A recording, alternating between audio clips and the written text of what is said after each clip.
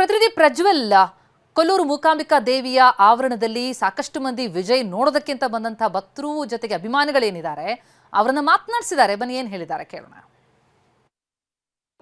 ತಮಿಳುನಾಡಿನ ಸಿಎಂ ಅದೇ ರೀತಿಯಾಗಿ ಮಾಜಿ ನಟರಾಗಿರುವಂಥ ವಿಜಯ್ ಅವರು ಕೊಲ್ಲೂರು ಮೂಕಾಂಬಿಕಾ ದೇವಾಲಯಕ್ಕೆ ಬರ್ತಿರುವ ಹಿನ್ನೆಲೆಯಲ್ಲಿ ಅವರ ಅಭಿಮಾನಿಗಳ ಸಂಖ್ಯೆ ಜಾಸ್ತಿ ಆಗಿದ್ದೇನೆ ಅಂತ ಹೇಳ್ಬೋದು. ಅಭಿಮಾನಿಗಳು ಹೆಚ್ಚಿನ ಸಂಖ್ಯೆಯಲ್ಲಿ ಕೊಲ್ಲೂರು ಮೂಕಾಂಬಿಕಾ ದೇವಸ್ಥಾನಕ್ಕೆ ಬಂದಿರುವಂಥದ್ದು ನಾವು ಗಮನಿಸ್ಬೋದು.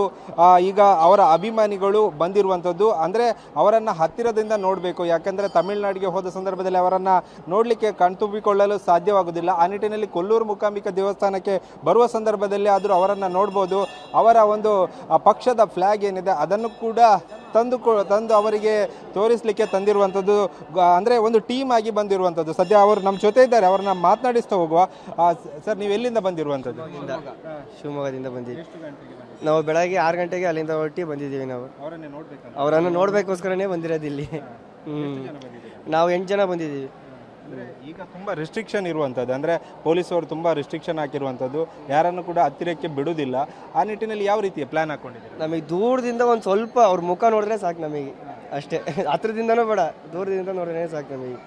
ತುಂಬ ಕಾತುರದಿಂದ ಕಾಯ್ತಾ ಇದ್ರೆ ಅವ್ರು ಬರ್ತಾರಂತೆ. ಅವ್ರು ನೋಡಿದ್ರೆ ಅದೊಂದು ಸಾಕು ನಮಗೆ, ಅದೊಂದೇ ಡ್ರೀಮ್ ಇರೋದು ಅವ್ರು ನೋಡ್ಬೇಕಂತ ಅಂತ. ಒಟ್ಟು ನೋಡ್ಬೇಕು ತಲಬದಿನ, ಅಷ್ಟೇ, ಅದೊಂದು ಫೀಲ್.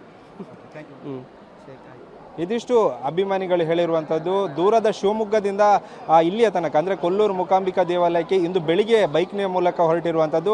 ದೇವಿಯ ದರ್ಶನದ ಬಳಿಕ ವಿಜಯ್ ಅವರನ್ನು ಕಣ್ತುಂಬಿಕೊಳ್ಬೇಕು, ಅವರನ್ನು ನೋಡಬೇಕು ಎನ್ನುವ ನಿಟ್ಟಿನಿಂದ ಕಾತುರದಿಂದ ಈ ಒಂದು ಅಭಿಮಾನಿಗಳು ನಿಂತಿರುವಂಥದ್ದು. ಕ್ಯಾಮರಾಮ್ಯಾನ್ ರಾಮ್ ಜೊತೆ ಪ್ರಜ್ವಲ್, ಅಮೀನ್, TV9 ಉಡುಪಿ.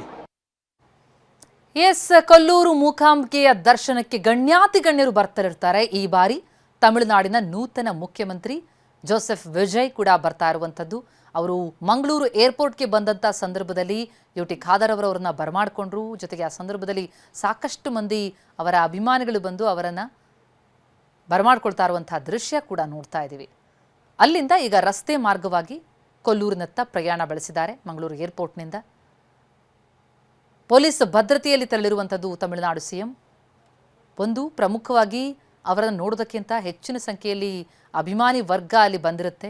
ಹಾಗಾಗಿ ನಿಯಂತ್ರಣಕ್ಕೆ ಕಷ್ಟ ಆಗಬಾರ್ದು ಅನ್ನೋ ದೃಷ್ಟಿಯಿಂದ, ಜೊತೆಗೆ ಅವರು ಒಂದು ರಾಜ್ಯದ ಮುಖ್ಯಮಂತ್ರಿ, ಆ ಹಿನ್ನೆಲೆಯಲ್ಲಿ ಅವರಿಗೆ ವಿಶೇಷವಾದಂಥ ಭದ್ರತಾ ವ್ಯವಸ್ಥೆ, ಎಲ್ಲ ಸಿದ್ಧತೆಗಳನ್ನು ಅಲ್ಲಿ ಮಾಡಿಕೊಳ್ಳಲಾಗಿದೆ. ಮೂಕಾಂಬಿಕೆಗೆ ವಿಶೇಷ ಪೂಜೆಯನ್ನು ಸಲ್ಲಿಸಲಿದ್ದಾರೆ ವಿಜಯ್. ಶಕ್ತಿದೇವಿ ಮೂಕಾಂಬಿಕೆಯ ಮಹಿಮೆಯನ್ನು ಕೂಡ ನಾವು ಗಮನಿಸ್ತಾ ಇದ್ದೀವಿ ಸ್ಕ್ರೀನ್ ಮೇಲೆ. ಹಾಗಾಗಿಯೇ ರಾಜ್ಯಕ್ಕಷ್ಟೇ ಸೀಮಿತವಾಗದೆ ದೇಶದ ಮೂಲೆ ಮೂಲೆಗಳಿಂದ ಗಣ್ಯರು ಬರ್ತಲೇ ಇರ್ತಾರೆ ಮೂಕಾಂಬಿಕೆಯ ದರ್ಶನಕ್ಕೆ. ಅದರಂತೆ ವಿಜಯ್ ಏರ್ಪೋರ್ಟ್ಗೆ ಬಂದಿಳಿದಂಥ ಸಂದರ್ಭದ ಚಿತ್ರ.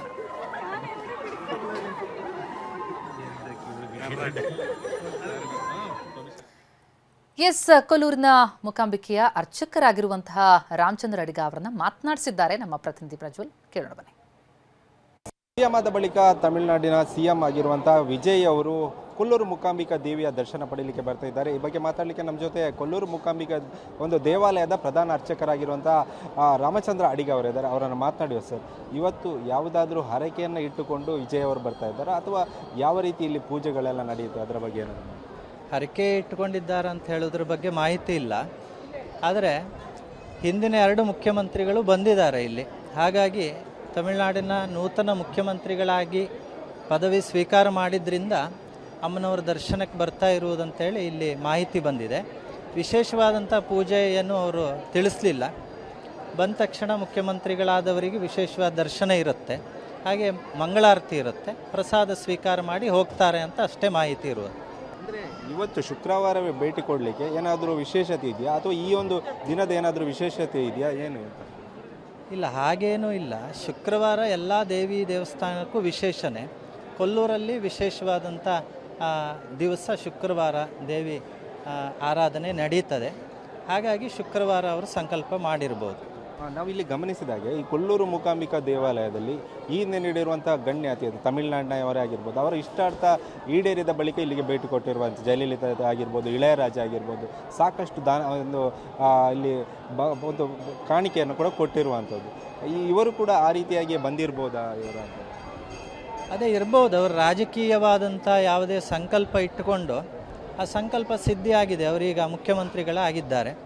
ಈ ಹಿಂದಿನ 2 ಮುಖ್ಯಮಂತ್ರಿಗಳು ಕೂಡ ಆ ಸಂಕಲ್ಪದಿಂದ ಇಲ್ಲಿ ಬಂದಿರತಕ್ಕಂಥದ್ದು, ಸಮರ್ಪಣೆ ಮಾಡಿರುವಂಥದ್ದು. ಹಾಗೆ ಅದೇ ವಿಚಾರಗಳನ್ನು ಅವರು ತಿಳ್ಕೊಂಡು ಸಂಕಲ್ಪ ಮಾಡಿ ಬರ್ತಾ ಇದ್ದಿರ್ಬೋದು. ಅದ್ರ ಬಗ್ಗೆ ಎಲ್ಲ ಮಾಹಿತಿ ಇಲ್ಲ.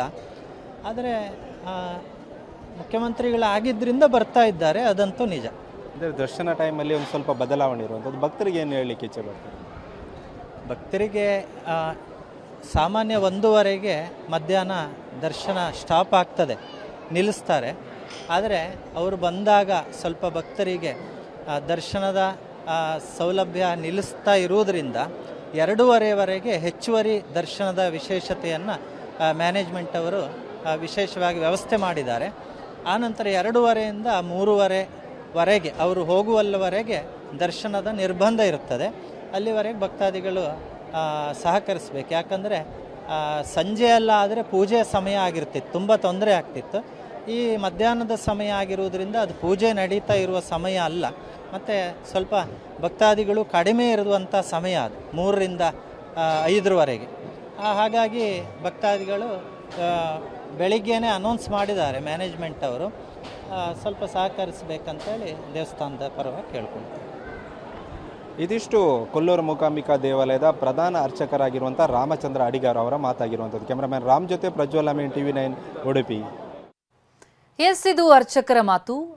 ಗಣ್ಯಾತಿ ಗಣ್ಯರು ಇಲ್ಲಿಗೆ ಬಂದು ಭೇಟಿ ಕೊಟ್ಟಿದ್ದಾರೆ. ಅದರಲ್ಲೂ ಶುಕ್ರವಾರ ಅಂತಂದರೆ ದೇವಿಯ ಆರಾಧನೆ ಹಿಂದೂ ಧಾರ್ಮಿಕ ಪದ್ಧತಿಯಲ್ಲಿರುವಂಥದ್ದು. ಅದರಂತೆ ದೇವಸ್ಥಾನಕ್ಕೆ ಬರ್ತಾ ಇರುವಂತಹ ತಮಿಳುನಾಡು ಮುಖ್ಯಮಂತ್ರಿಯನ್ನು ಕೂಡ ಬರಮಾಡ್ಕೊಳ್ಳೋದಕ್ಕೆ, ಅವರಿಗೆ